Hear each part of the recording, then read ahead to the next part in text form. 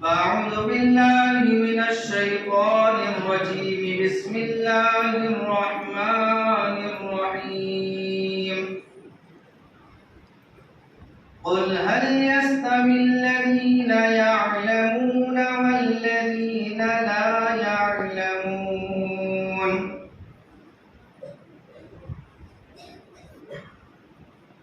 عزیز طلبہ کرام، اللہ تبارک و تعالیٰ کا بہت بڑا احسان و کرم ہے کہ اللہ رب العزت نے ہم تمام کو یہاں پر علم دین حاصل کرنے کے لیے جمع فرمایا ہے۔ ہم اللہ رب العزت کا جتنا بھی شکر ادا کریں کم ہے، کیونکہ اللہ تبارک و تعالیٰ نے قرآن کریم کے اندر فرمایا لَإِن شَكَرْتُمْ لَأَزِيدَنَّكُمْ، اگر تم میری نعمتوں کی شکر گزاری کرو گے تو میں اس میں اضافہ کروں۔ اب شکر گزاری کیا ہے؟ ہمارے والدین نے ہم کو یہاں پر علم دین حاصل کرنے کے لیے بھیجا ہے۔ اگر وہ چاہتے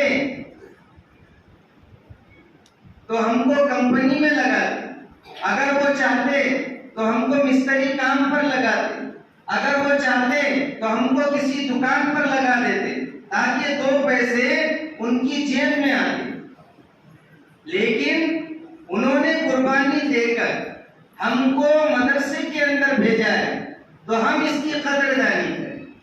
ہم یہاں پر آئے ہیں تو ہم محنت سے پڑھیں۔ وَلَئِن كَفَرْتُمْ، اور اگر تم میری نعمتوں کی ناشکری کرو گے تو ان عذابی لشدید، تو میرا عذاب بڑا سخت ہے۔ ناشکری کیا ہے؟ اللہ نے ہم کو یہ موقع دیا ہے، گیا وقت پھر ہاتھ آتا نہیں، گیا وقت پھر ہاتھ آتا نہیں، سدا دور دوران دکھاتا نہیں۔ ایک مرتبہ وقت نکل گیا، دوبارہ وقت واپس نہیں آئے۔ تو اللہ نے ہم کو یہ موقع دیا ہے۔ ہمارے اکابرین، ہمارے بزرگان دین، ہمارے اسلاف، انہوں نے کیسی قربانیاں دی ہے علم حاصل کرنے کے لیے، انہوں نے اپنی زندگیاں لگائی۔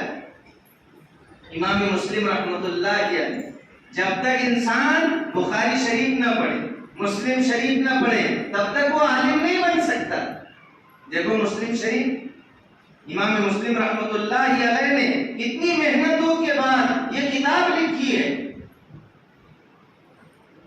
ایک حدیث تلاش کر رہے ہیں، کھجور کا ٹوکرا سامنے رکھا ہوا ہے، حدیث تلاش کرتے ہیں، ساتھ میں کھجور کھا رہے ہیں، حدیث تلاش کر رہے ہیں، کھجور کھا رہے ہیں۔ ساری کھجوریں ختم ہو گئی، حدیث بھی مل گئی، اور حضرت کی طبیعت خراب ہوئی اور انتقال ہو گیا۔ اس سے پتا چلا کہ آپ نے دیکھا ہوگا کہ مدرسے میں پڑھنے والے کبھی پھانسی لے کر مرتے نہیں۔ مدرسے میں پڑھنے والے یا امامت کرنے والے، مدرسوں میں پڑھانے والے روزی سے پریشان ہو کر کے کبھی ریلوے پٹری پر آپ کو سوتے ہوئے نہیں ملیں گے کہ فلانا مولانا پریشان ہو کر کے ریلوے پٹری پر جا کر سو گیا، یا فلاں مولانا نے زہر کھا لیا۔ تو کم تنخواہوں کے اندر بھی یہ گزر بسر کرتے ہیں۔ اللہ تبارک و تعالی ان کی روزی میں برکتیں دیتے ہیں۔ بھوکے مرنے کے واقعات مولانا کے یا طلبہ کے نہیں ہیں، لیکن زیادہ کھا کر مرنے والے کے واقعات ہے۔ امام مسلم رحمۃ اللہ علیہ ادھر حدیث تلاش کر رہے، کھجور پر کھجور کھا رہے، تو زیادہ کھجوریں کھا لی تو انتقال ہو گیا۔ تو دیکھو کھانے کی وجہ سے تو انتقال ہوا، لیکن بھوک کی وجہ سے کسی مولانا کا انتقال نہیں ہوا۔ تو اس سے پتا چلا کہ ہم اس خدمت میں لگیں گے، محنت اور کوششیں کریں گے، اللہ تبارک و تعالی ہماری زندگی میں بھی برکت دیں گے، ہماری روزی میں بھی برکت دیں گے، کیونکہ اللہ کے نبی نے دعا فرمائی ہے نصر اللہ یمران، دعا فرمائی۔ امام مسلم رحمۃ اللہ علیہ کتنی محنت، امام محمد رحمۃ اللہ علیہ، امام ابو حنیفہ کے خاص شاگرد ہیں، امام محمد رحمۃ اللہ علیہ۔ ایک باندھی مقرر تھی، ایک شادی مقرر تھی، جب بھی رات میں نیند آتی تو وہ پانی کا چھڑکاؤ کر دیتی آپ کے چہرے پر، آپ بیدار ہو جاتے، پھر کتابوں میں مشغول ہو جاتے، قرآن و حدیث سے مسائل نکالتے۔ 999 کتابیں لکھی، کتنی؟ 999 کتابیں لکھی، یعنی 1000 کتابیں لکھی انہوں نے، بتائیے ایسے ہی لکھتی؟ آرام کے ساتھ سو کر کے کھا کر کے ایسے ہی لکھتی؟ نہیں، بلکہ محنتیں کی ہے، اتنی محنت کرتے رات بھر۔ کسی نے کہا حضرت اپنے اوپر رحم کیجئے، اپنے اوپر رحم کیجئے، تھوڑا آرام بھی کر لیا کیجئے۔ تو حضرت نے کہا لوگ مسلمان اطمینان کے ساتھ میں سوتے ہیں تاکہ ہمیں کوئی دین کا مسئلہ پیش آئے گا تو امام محمد سے جا کر کے پوچھیں گے، اگر میں بھی سو گیا تو مسلمانوں کا بڑا دین کا نقصان ہو جائے گا، لہذا میں رات بھر جاگتا ہوں، کتابوں کا مطالعہ کرتا ہوں تاکہ میں مسلمانوں کے دینی مسائل کو حل کر سکوں۔ ایسی محنت۔ آج تو ہم کو مطبخ کا نظام دکھائی دے رہا ہے، 2 روٹی 2 بوٹی رکھی ہوئی ہے وہاں پر، لیکن پہلے زمانے میں مطبخ کا نظام نہیں تھا، اپنے کھانے کا انتظام، اپنی کتابوں کا انتظام سب خود کو کرنا پڑتا تھا۔ ایسا جا کر کے پڑھتے تھے، رات میں بیچارے سبزی منڈی میں جاتے، ہمارے اکابرین وہاں پر مولی کے پتے پڑے رہتے، وہاں پر سڑے ہوئے ٹماٹر، گوبھی کے پتے، یہ ساری چیزیں وہاں پر پڑی ہوتی اور اس کو لاتے، اس کو دھوتے، دھونے کے بعد میں اس کو بھگوتے اور اس میں جو ہے نمک وغیرہ ڈال کر اس کو کھا لیا کرتے تھے، تب جا کر کے انہوں نے علم حاصل کیا ہے۔ آج تو ہم پنکھوں کے نیچے نرم گدوں کے اوپر سو کر، بڑی بڑی بلڈنگیں بنی ہوئی ہے، کھانے کا انتظام ہے، سارا نظام ہے، ساری چیزیں ہیں، پھر بھی اتنی عیش و آرام ہونے کے باوجود بھی ہم محنتیں نہیں کرتے۔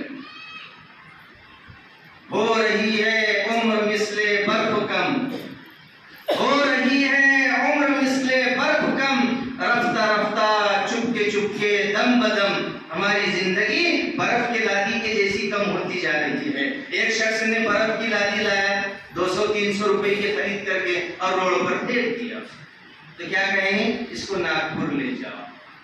کہاں لے جاؤ؟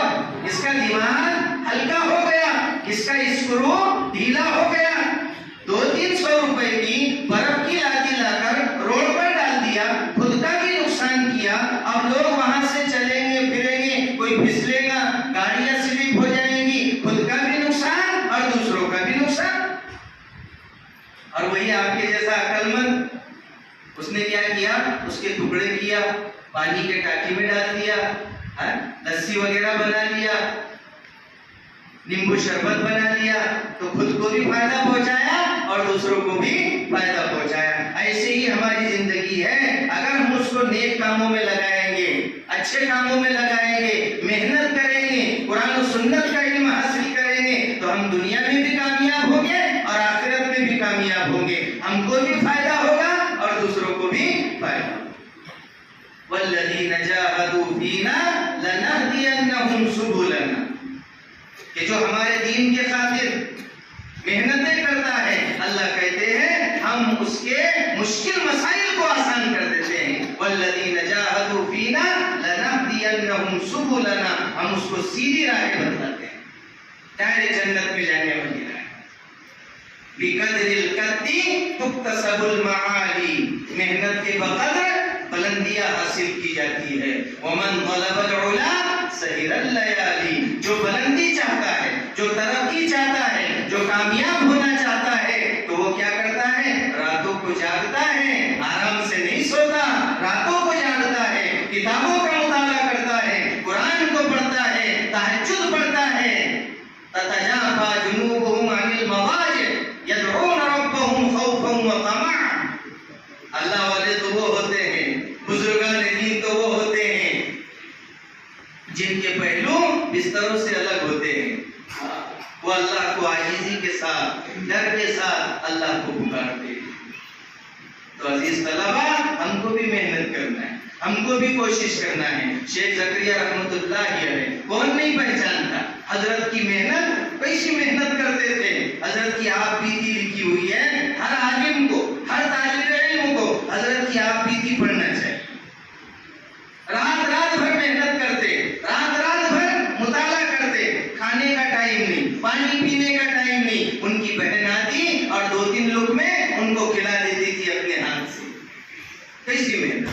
فضائل اعمال لکھی، اوجز المسالک لکھی، لامی الدراری لکھی، کیسی کیسی کتابیں لکھی. فضائل اعمال کو لے لیجئے، پوری دنیا میں ہر مسجد میں سب سے زیادہ پڑھی جانے والی کتاب وہ فضائل اعمال. ہر زبان میں اس کا ترجمہ ہوا ہے، یہ محنتوں کے بعد میں حاصل ہوتا ہے. کب حاصل ہوتا ہے؟ محنتوں کے بعد حاصل ہوتا ہے. تو عزیز طلبہ، ہم تمام کو محنت کرنا ہے، کوشش کرنا ہے. ہمارے ماں باپ نے ہم کو یہاں پر بھیجا ہے، ہم اپنے اوقات کو قیمتی بنائیں. جو حفظ میں ہے وہ قرآن یاد کرنے میں انتھک محنت کرے، جو کتب میں ہے وہ کتابوں کے حاشیے دیکھے، متن کو دیکھے، جہاں تک ہو سکے اردو شروحات سے اپنے آپ کو بچائیں. حاشیہ، متن، اساتذہ کی تقریر، بس اس کو محفوظ کریں. جو قاعدے والے ہیں وہ اپنی تختیاں مضبوط کریں، قاعدے کو مضبوط کریں، کیونکہ یہی جو ہے قرآن میں ہجرت کے وقت میں کام آتا ہے. تو سب کریں گے